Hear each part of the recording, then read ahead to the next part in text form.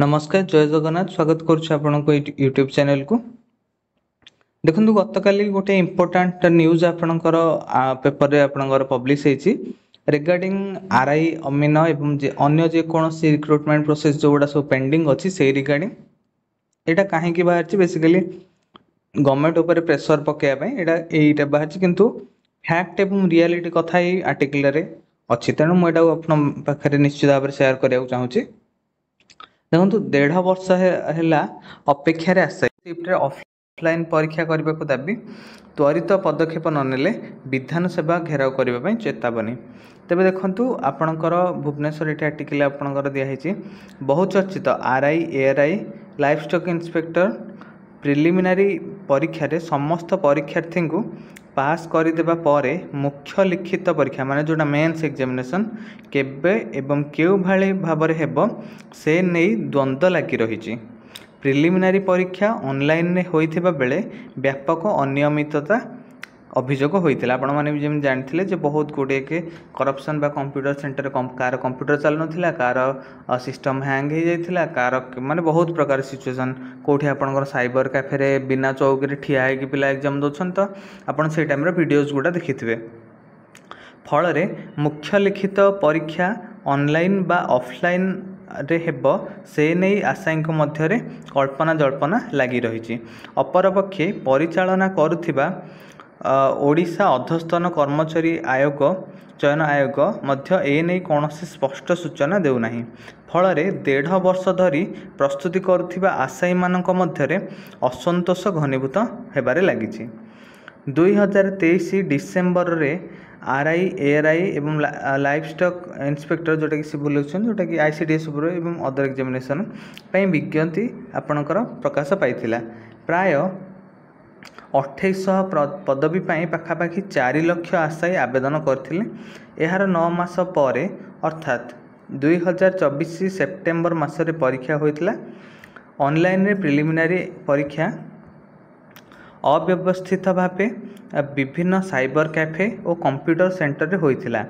परीक्षा मझिरे server down रहिबा और किछि समय रे परीक्षा सरीबा परे समान प्रश्नपत्र मध्य अन्य परीक्षा केंद्र रे परीक्षा आरंभ हेबो। माने आपनकर गोटे जनकर मु मनकर एठी एग्जाम देछि मोर एठी फर्स्ट शिफ्ट रे जो क्वेश्चन आछि थर्ड शिफ्ट रे सेही दिन रो आउ गोटे पिलार माने से एग्जाम माने जने तो क्वेश्चन देखले से सब बाटे जानि देई परिबो नहीं आरंभ हेबा नहीं आशायी मानक मध्य व्यापक आंदोलन करथिले।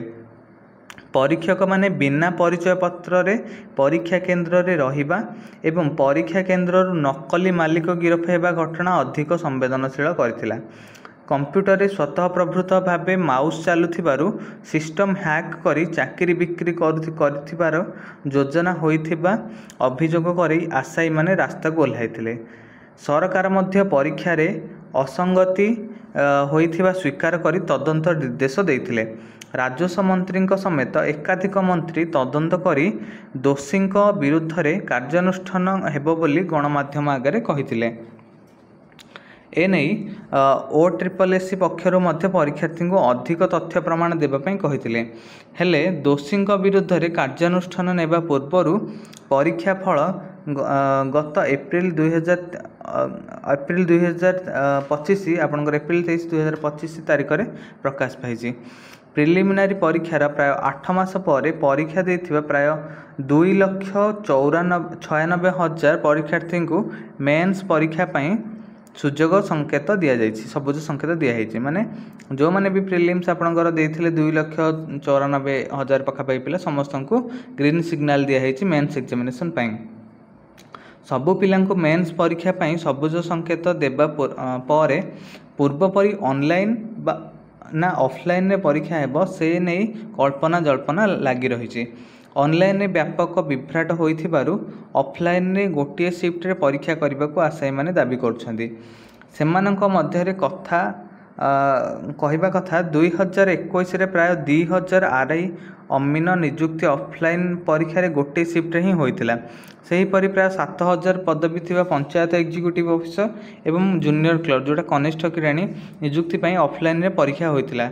एथिरे मध्य प्राय 3 लाख रु अधिक आशायी परीक्षा तेणु ऑफलाइन रे परीक्षा करिबारे कौनसी असुविधा नहीं बोली परीक्षार्थी माने जुक्ति बाढ़ी। अपरपक्ष विज्ञप्ति को 1.5 वर्ष बीती निजुक्ति दे पारि नथिबा OSSC परीक्षा परिचालन को नहीं प्रश्नबाची सृष्टि करछि।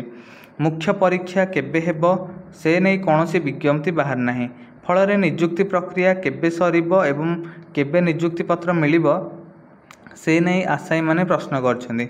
तुरंत मुख्य परीक्षा पई विज्ञप्ति प्रकाश न कले विधानसभा समय प्रार्थी परीक्षार्थी माने आंदोलन को ओह्लाइबे बोली स्टूडेंट एगेंस्ट करप्शन रो आवाहक विभूति भूषण महापात्र कहते। तेबे यही आर्टिकल आपन जानि पारिले जे आपणकर बहुत गुडे पिला माने मध्य आपणकर आक्रोश रही रिगार्डिंग आपणकर एते स्लो रिक्रुटमेंट प्रोसेस होउची स्टेट गवर्नमेंट रे जोटा कि 2000 मनकर 23 रे हेतबो 2000 गोटे पिला चाकरी पाला बेलू 2026 3 वर्ष 3.5 वर्ष लगी जाउची गोटे रिक्रुटमेंट प्रोसेस कंप्लीट कला पणे।